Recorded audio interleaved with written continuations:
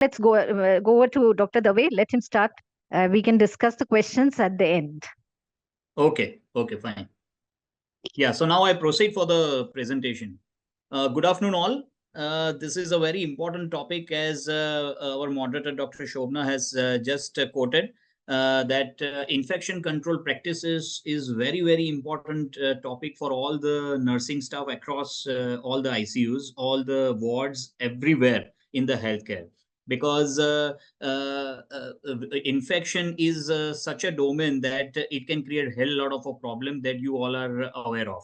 So first of all, before going ahead with the presentation, I would like to thank STEP and entire team, ISCCM entire team, for inviting me to deliver a talk on this important subject named infection control practices, right?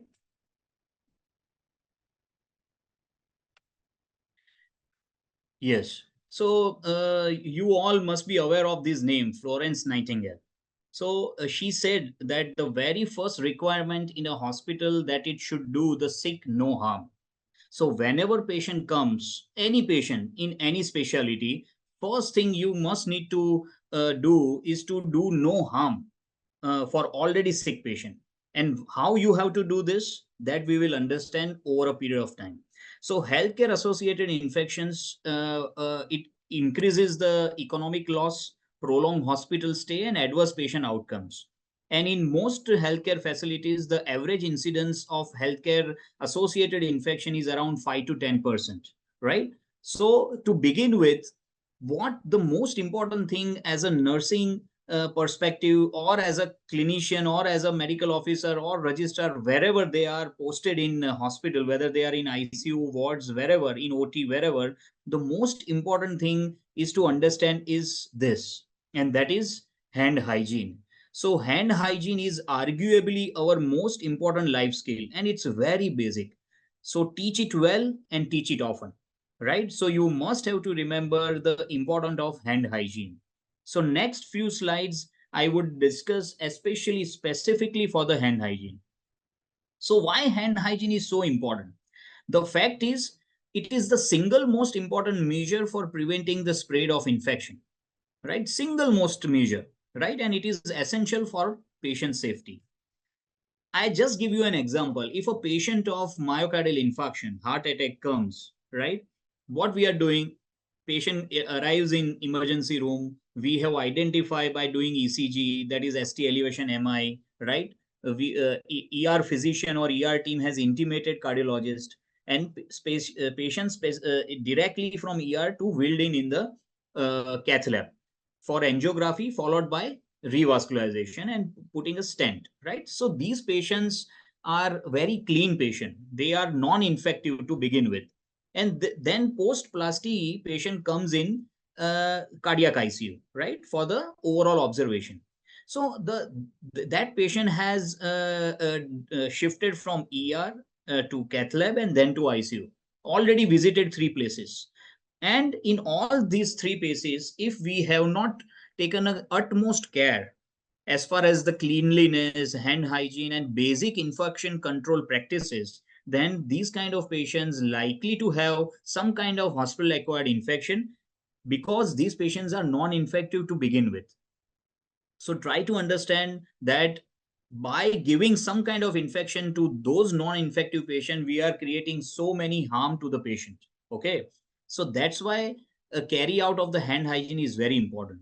It to render hands socially clean and to remove transient microorganism. And routine hand hygiene removes most transient microorganism from soiled hands. And these all are the two flora. One is resident flora and other is transient flora. And these all are the hands carrying. So deep-seated, difficult to remove part of body's natural defense mechanism and associated with infection following surgery, invasive procedures and on. And the transient flora is superficial and transferred with ease to and from hands. An important cause of cross-infection and easily removed with good hygiene. So these three important things. So hand hygiene includes routine hand washing, surgical hand scrub, and use of alcohol rubs and gels. And now comes even deeper. So it should not be and it should not be having anything below the elbows. right? So nothing below the elbows, it is in the guideline. And it is a policy for all staff working in the clinical environment. And clinical environment, what kind of environment? As we have discussed, that it can be wards, OPDs, radiology, emergency department, ICU, OT, everywhere, right? So these requirements apply even if the staff member will not be having direct clinical contact with a patient, as hand contamination and the need for hand hygiene occurs due to contact with the environment and equipment as well as with patients, right? So whenever you start your duty, right, you must have to address this very important point, that there should not be anything below the elbow. Okay. And what are those things? Let's discuss. So on arrival in the clinical environment, all staff, clinical or non-clinical, volunteers and visiting staff must remove jackets, cardigans, jumpers, coats, and hang them up in a designated secure area for the ward or department they are in. So whosoever working in any places, they all have these all areas where you first go, remove all these clothes and wear the uniform, and then wristwatches, bracelets, all rings must be removed. Okay, long sleeves must be rolled up to above the elbow, and hands must then be decontaminated with alcohol based hand rub gel or soap and water, following the posters on display in the clinical areas. So these all are the basics, right? And what are the permissible and not permissible jewelries? We'll discuss. Any staff member with any portion of their forearm, wrist, and or hand in bandage, splint, plaster cast of any description cannot be permitted to work in the clinical environment. And as hand contamination and the need for hand hygiene occurs due to contact with the environment, so those staff having any kind of injury or plaster cast, splint, and anything, they cannot be permitted to work in the clinical environment, because they can directly transmit the infection to patient. Now fingernails, right, it should be short, clean, free from nail varnish, nail art, nail extension, and any kind of artificial fingernails. Okay, because it can harbor the microorganisms that are not easily removed during hand hygiene.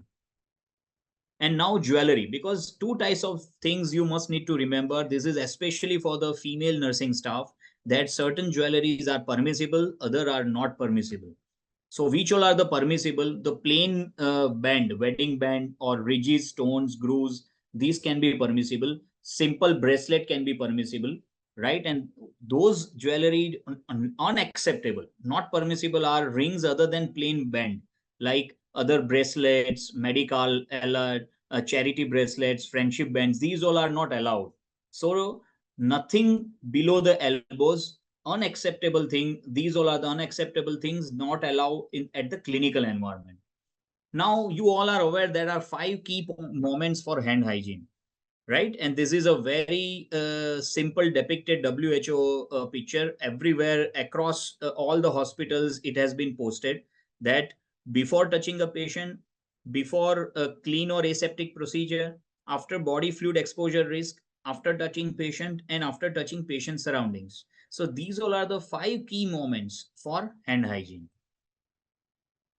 Now these all things, it's very important, along with other important thing, like before commencing work, after leaving work area, before preparing or eating food, before handling medicines, before wearing and after removing gloves, after handling contaminated laundry and waste, after using the toilet, after contact with patients in isolation, after cleaning equipment or the environment. So you must need to understand the basics of hand hygiene. So whenever you are in touch with any kind of infected or unhygienic thing, you must need to remember of washing your hands, uh, or hand rub, right?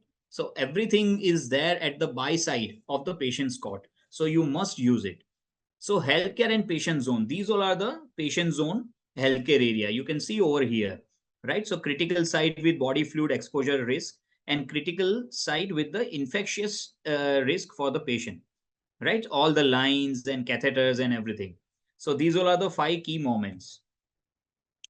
Now, what kind of solution you need to use? So it's also in the guideline that alcohol based rubs or gels. So use on visibly clean hands only. Rub into hands using same technique. Continue rubbing until it dry, and not suitable for use following contact with Clostridium difficile or suspected infectious diarrhea. And routine hand washing is very important. The technique is 40 to 60 seconds, right? So first you must need to remember, before you are going for your duty, first you need to do the proper hand washing, right, at the designated area, and then go ahead inside the designated place like wards or ICU or OT, and then do the hand rub before touching the patient, right? And these all are the steps. You all are aware of it. I'll just quickly going ahead that it's palm to palm, backs of hands, interdigital space, fingertips, thumbs and wrists and nails. This is very important to understand. These all are red color area that is most frequently missed areas. So webs of fingers. So you must need to do like this, right? Like this, thumbs and all, right? These all are the frequently missed areas. So webs of fingers, thumbs, palms, nails, backs of fingers and hands, and wrists. See, drying is very crucial. It's not like that you have done the hand rub, your hands are soaked and you are touching. So it's a very crucial, because microorganisms thrive in a warm and moist environment. So that's why you need to allow your hands to dry. Okay. And when you dry your hands, work from fingertips to wrist, dispose of used towel correctly, and repeat until both hands are completely dry. Okay. And then you go ahead with your work. So this is regarding the basics of hand hygiene. That is the most important thing. Now we come to other areas, because there are so many things happening in all these complex areas, especially ICU, that like a spill. So how you have to manage the spills? That all the spills of blood, bloodstained fluid, and potentially infective material, first it should be covered with absorbent material. 5% sodium hypochlorite is poured over this. Leave it for 30 minutes. Remove with gloved hands and discard in red bag, and clean with a bleach. Wash, dry, and do the needful. So this is the PICS. It's a spillage. Okay, and like this you need to do the management of spills. It's a 5% sodium hypochlorite solution is used, and keep it for 10 to 20 minutes. Now, apart from this, important key protocols to be remembered. So what are the key protocols? This I am discussing specifically because these all movements are always happening, and it's very common in all the healthcare system. Like patients coming to CCU or shifted to HDU need to be taken care of using standard precautions for prevention of blood-borne viral infections. So transportation is very important, right? And transmission of infection can occur during the transportation, right? So to control those transmission and control the infection, it is utmost care. So patients referred from other hospitals need to be assessed clinically and to be isolated if any infection is suspected. Okay, because patient movements are across, right? Patient come from other hospital harboring some infection from there, so you need to assess those patients very carefully. Appropriate cultures need to be sent, and isolation continued till the culture results are available for further action, right? So in this thing, two important needs to be understood. Two important things needs to be understood whenever the patient comes with any suspected infection, right? Say for example, patient come with septic shock but not diagnosed where the source of infection is. So those patient supposed to be draw the cultures, baseline cultures, whenever the patient admitted, so that you have an idea, right? Okay, these patients having this infection before admitting the patient, right? But isolation facility may not be available at all the places. If isolations are full, you can keep it other than isolation as well, but primary appropriate cultures supposed to be drawn from those patients. Patients refer from other hospitals with lines and catheters. This is also important to understand. In this case, lines and catheters need not be changed unless required clinically. Many a times what happened that central line inserted and immediately patient shifted to other hospitals. So you need to take the history properly, that when exactly these lines and catheters has been placed. If required, you need to remove it or change it, right? That's supposed to be as far as the clinical scenario is concerned. patients received from other hospitals on ventilation, so with endotracheal tube in situ. So ET secretions need to be sent. So first, after tidying the patient, applying the vitals and all, nursing staff must need to do the suctioning, right? If the suctioning is a copious secretion, so you need to draw and send for the culture to rule out the presence of MDR bacterial colonization. If there is no suction, then just wait. Okay. And along with that, hand hygiene again. So hand hygiene, every step, hand hygiene protocol is very important that we have already discussed. And now cleaning and disinfection of commonly used items in clinical areas. This is also very important to understand that suction jar supposed to be washed with soap water, dry, then disinfect. This is very important because many a time what happen, we all are using a closed suction system when the patient is on ventilator. So the closed suction device, whenever you have done the suctioning, it collected in one suction jar. And what happened that suction and secretions keep on collecting in this suction jar. It can be very notorious thing. It can travel the infection from the suction jar to the endotracheal, from the endotracheal to lungs, right? So it's a waterborne infection can travel. So this is very important to understand to keep it clean after use, every time after use. And if it is stand still over there, then clean it every week. Then O2 nebulizer mask tubings. Okay, so tubings are discarded after patient use. You should not reuse it. Masks are cleaned with isopropyl alcohol. If visibly soiled, then cleaned with soap and water, then disinfected with isopropyl alcohol. BP cuff, stethoscope, that is with 70% isopropyl alcohol. Weighing machine also with isopropyl alcohol. And then IV stand, mattress, pillow, side rail, laryngoscope blades, digital thermometer, umbu bag, oxygen cylinder, and stand. See, I'm sure that at most of the places they all are doing these all cleaning drive. But why I have kept all these things, because this is very important to understand. If you are not doing these protocols properly, then you are having a very high chances of transmitting infection to the patient, right? And then humidifier, flow sensor, ventilator monitor, syringe pump. This supposed to be clean up daily. Okay. And syringe pump before and after patient use. Now, second important thing that you all must need to remember is the isolation policy. Okay, because all across there are so many infected patients of with airborne transmission or MDR XDR organism related infection. So isolation policy is very important to understand.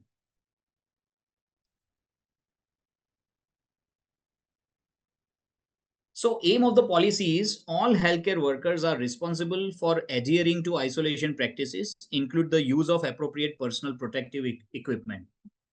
Visitors will be educated appropriately by the nursing staff at the respective area.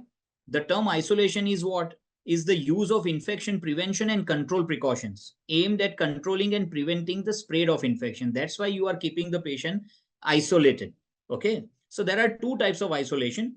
One is source isolation and other is protective isolation.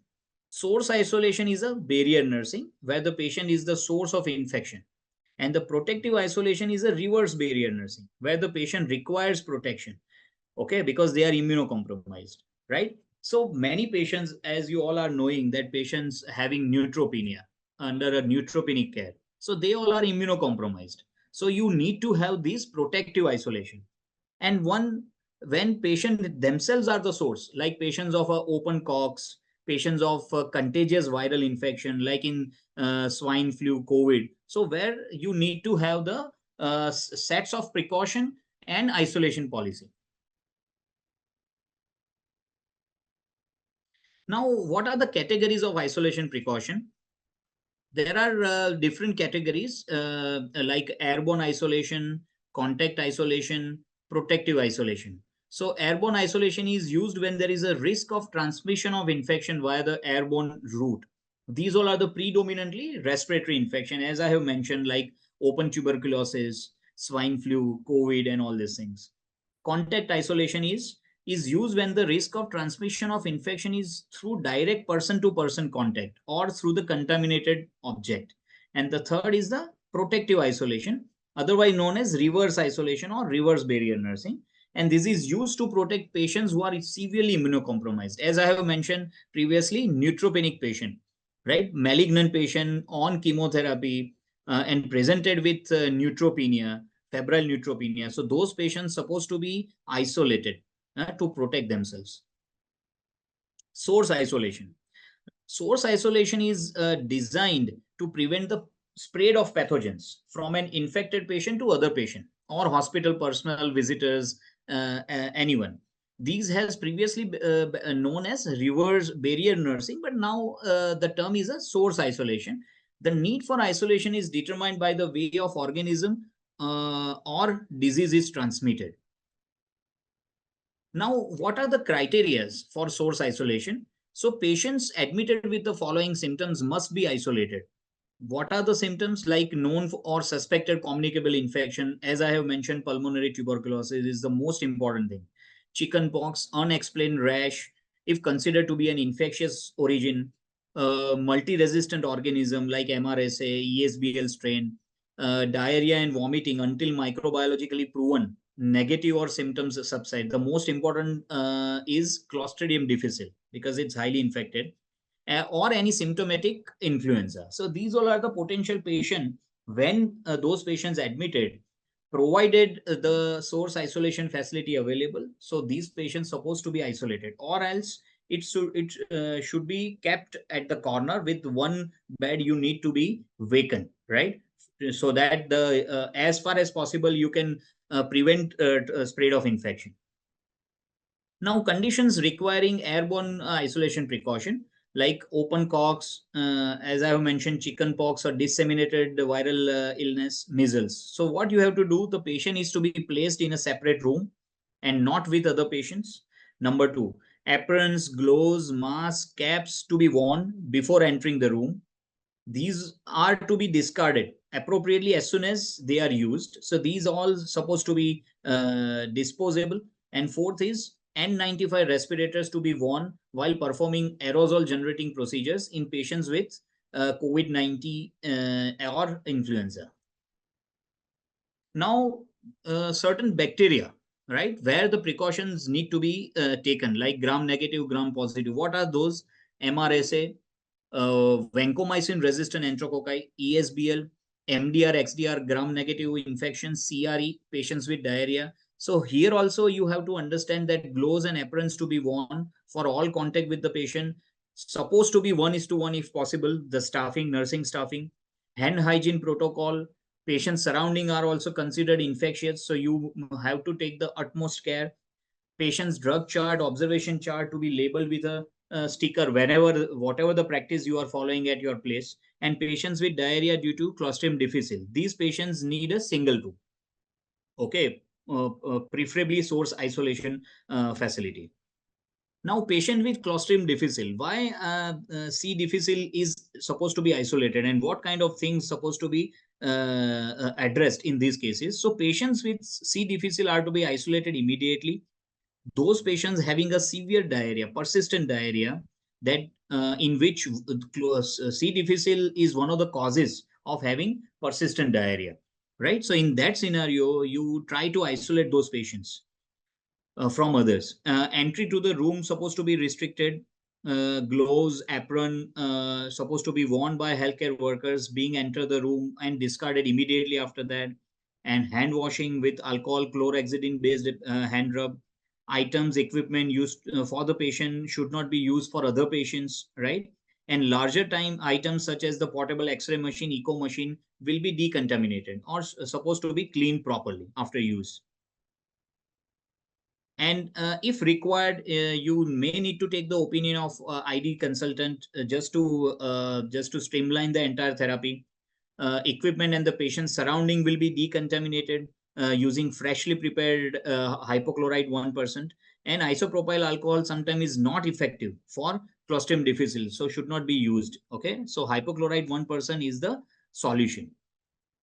Now, visitor policy, right? That is also very important because all the precautions you are taking, but you are not controlling the mobility or the crowding, then all the things may go in vain, right? So you have to establish strict visitor policies at your hospital. So preparation of visitors starts from the time of the patient is admitted, and if it is infected, the patient and the relatives are informed about the need for isolation and methods, because you must have to give the mask, then gloves and all these things to them as well.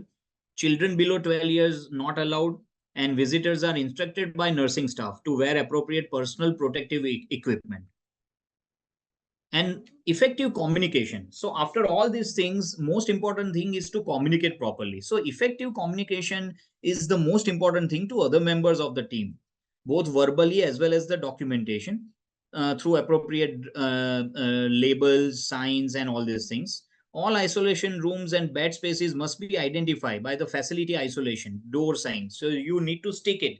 If it is a reverse barrier nursing patient, you need to stick at the entrance that it's a patient is of reverse barrier nursing. Okay, the patient must be informed as to the reasons why they are required, because these communication help you a lot, right?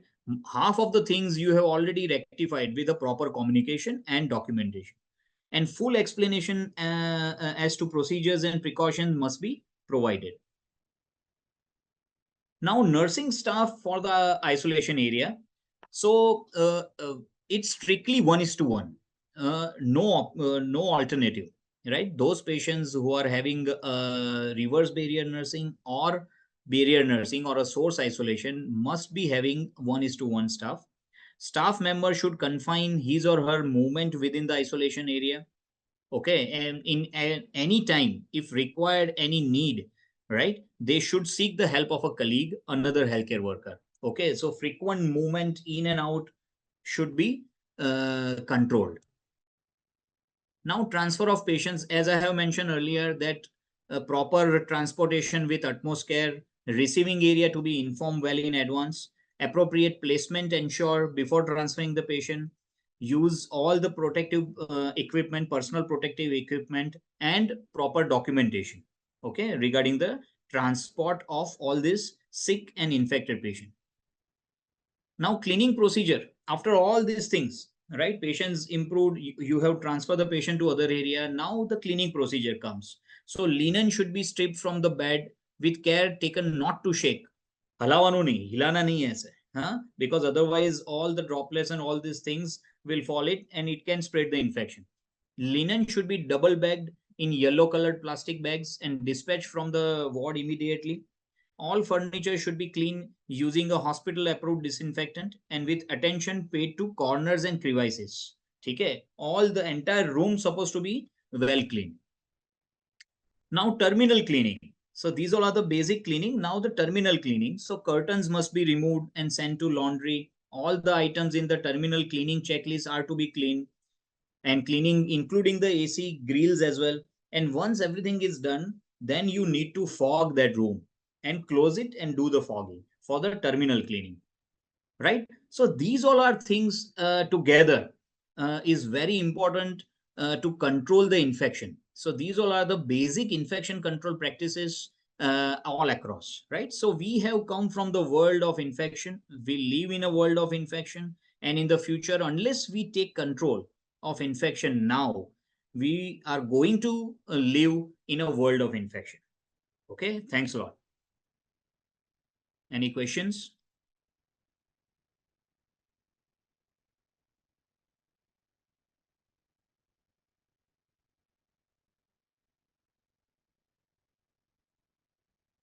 I hope that everyone has understood the basics of infection control practices in ICU. You can drop a question. Yes, Khushbu Chetri.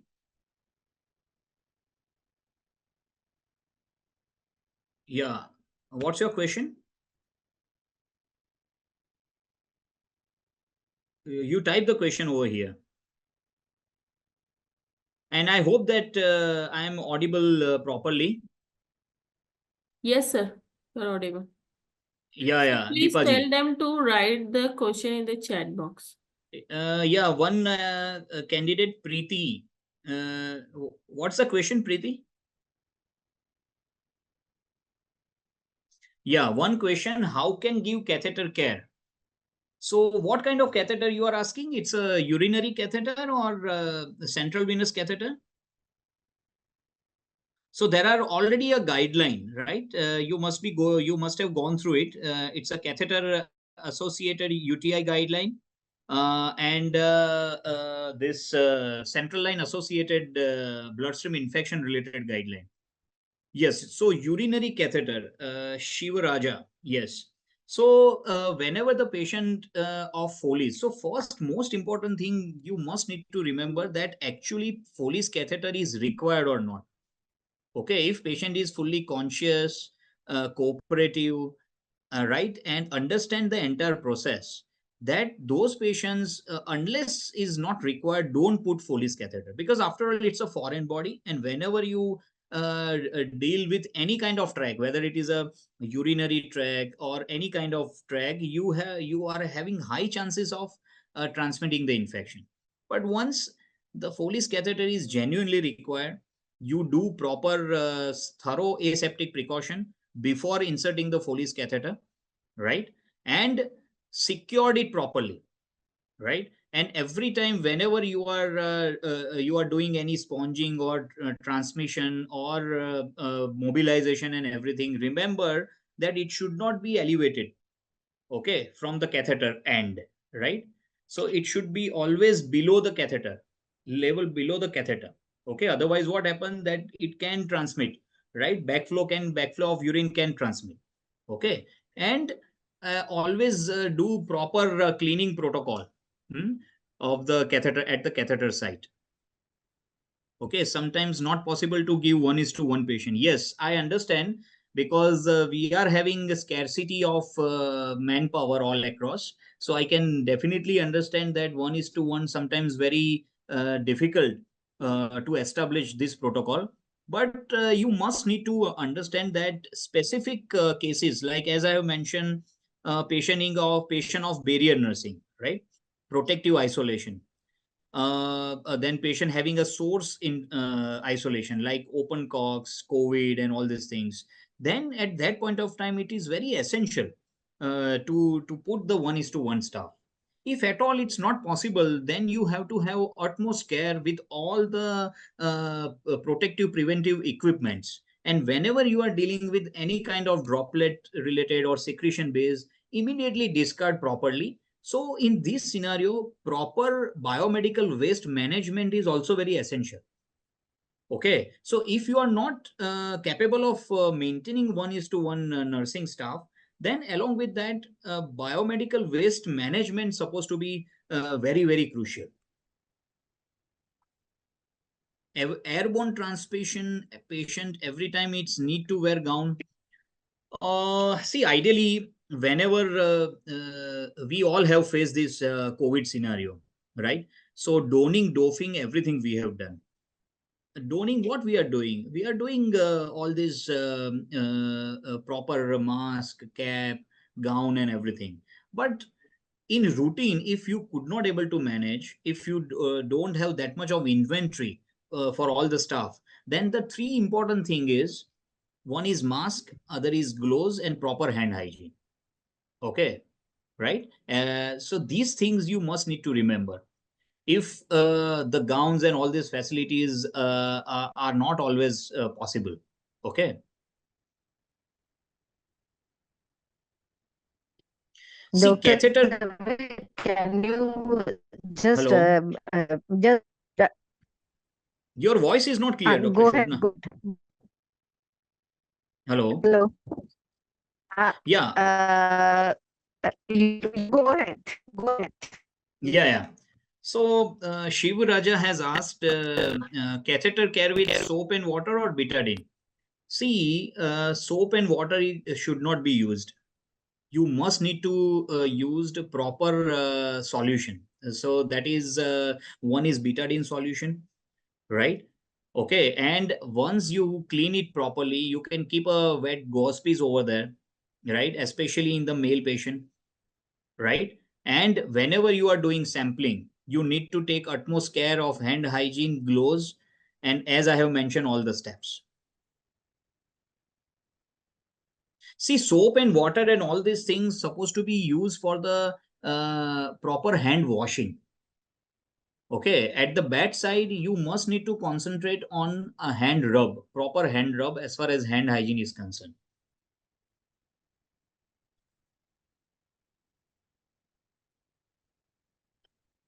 Anything else? Yes. Hello, What was that? can you hear me? Hello, Yeah, please, please. hello.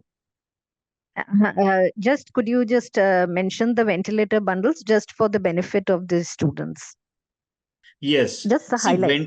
yeah. See, ventilator bundles actually a very different, means very long topic to discuss at length. But first, most important thing, Right, you all must have to be remembered. The basic is that is fast hug. Those patients who are on ventilator, fast hug protocol you must have to be understand, right? I'm sure that you all have an idea like feeding, analgesia, sedation, thromboprophylaxis, head up, ulcer prophylaxis, glycemic control, and everything, right? Along with that, in ventilator bundles, you must need to be take a extra precaution while suctioning, while giving feeding, right? Patient supposed to be propped up in closed suction system. If you are using, then do the proper suctioning, right? As I have mentioned, in suction jar supposed to be clean after every use, or else weekly, right? And in the riles tube feeding also, you supposed to be propped up, make the patient propped up, so head up and all these things are also very important, right? Along with that, few more important tips I'm just giving, that whenever patient is of endotracheal tube and you are giving handover to other staff, then you need to properly address all these things. You have to communicate properly and you have to document all these things properly, right? Whether there is how the secretions are, whether there are copious or scanty, what color, right? Suctioning protocol, right? And along with there's the endotracheal tube, lip mark, and all the things supposed to be well documented and supposed to be well communicated. right. Anything else? Anybody wants to ask anything?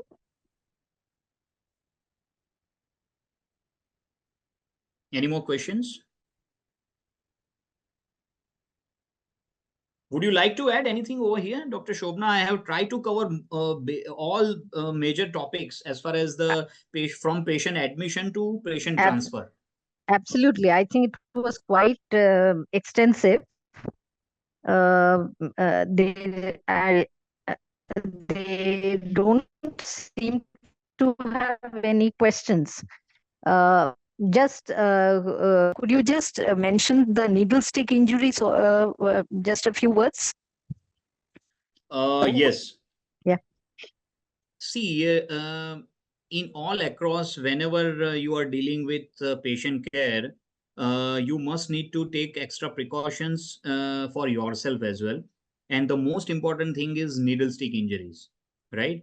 So at our place, there is a protocol. Whenever there is a needle stick injury, Right.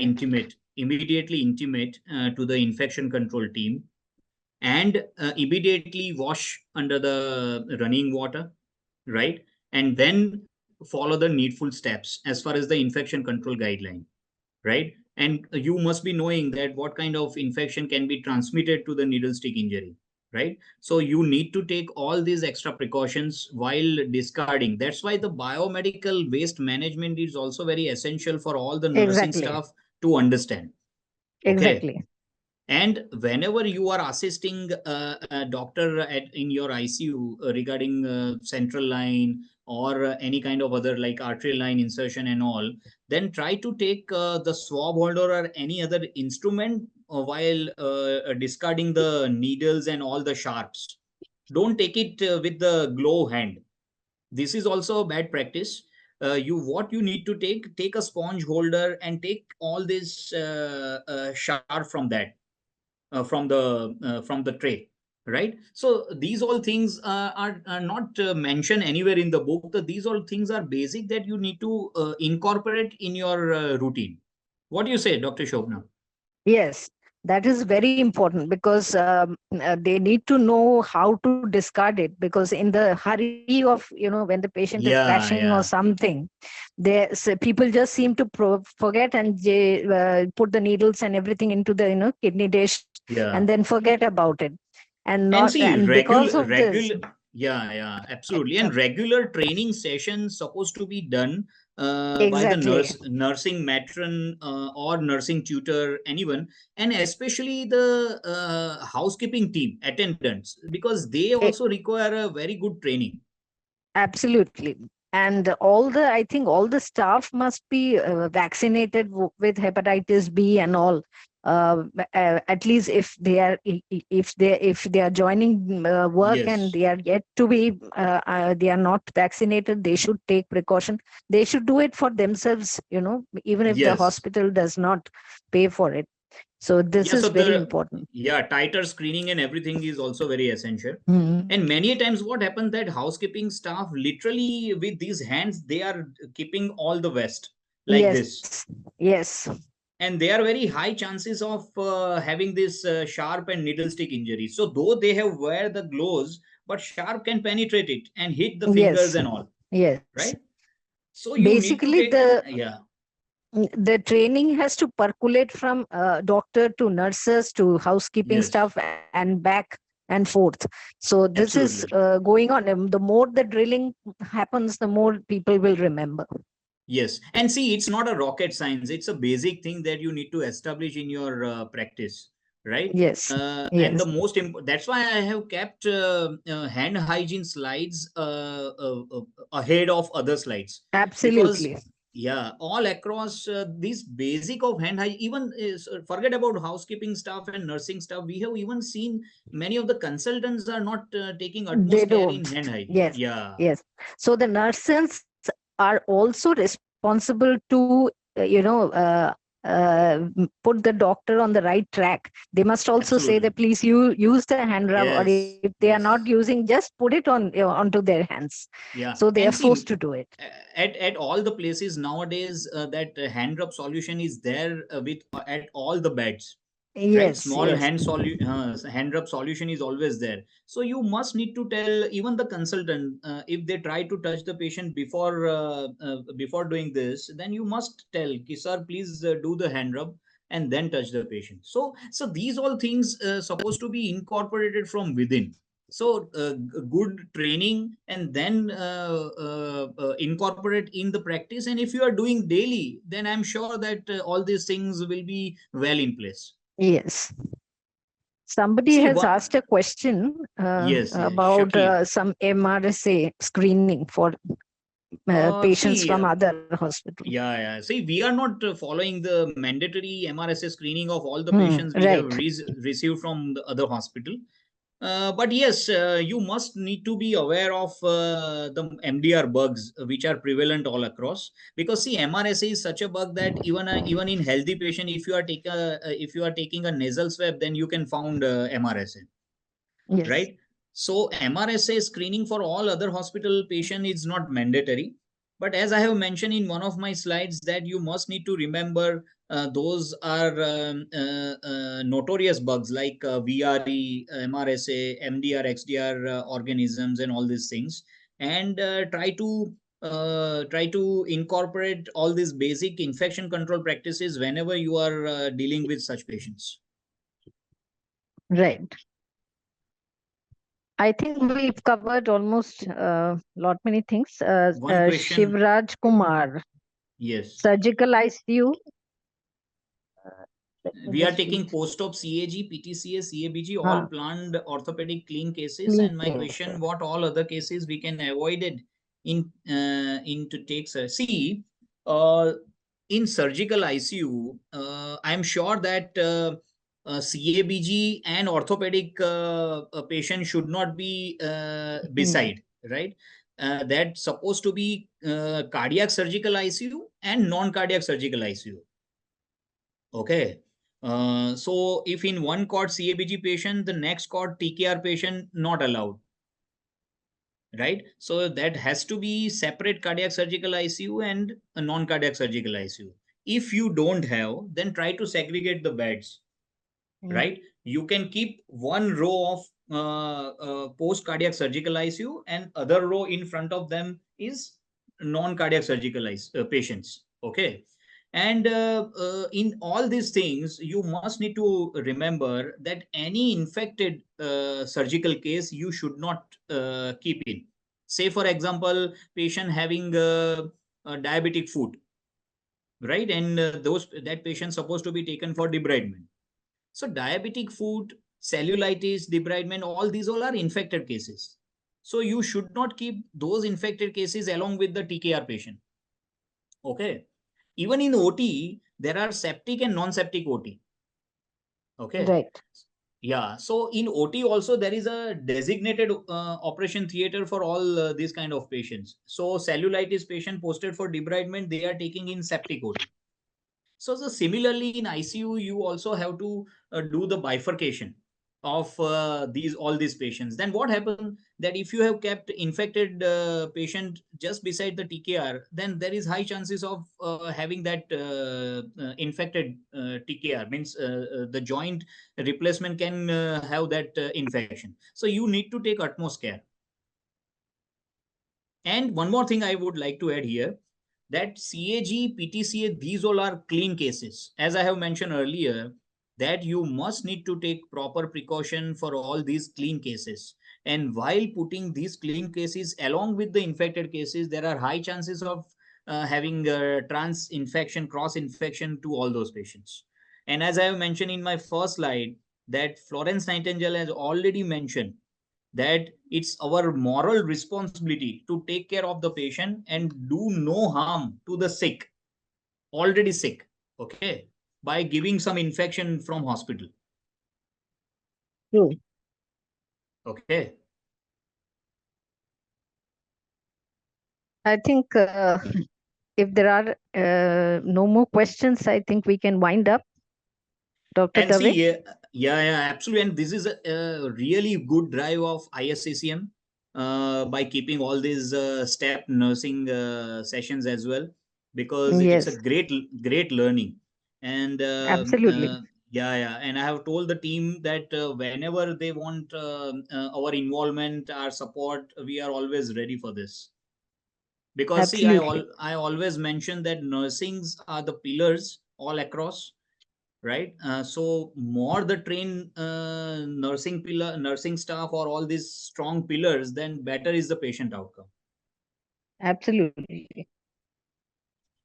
Yeah. So anything else would you like to add here, Dr. Shobhana? I think you summed it up absolutely fine, that the nurses are the most important cornerstones of any Yes. therapy Yeah, in absolutely. the especially in the intensive care units.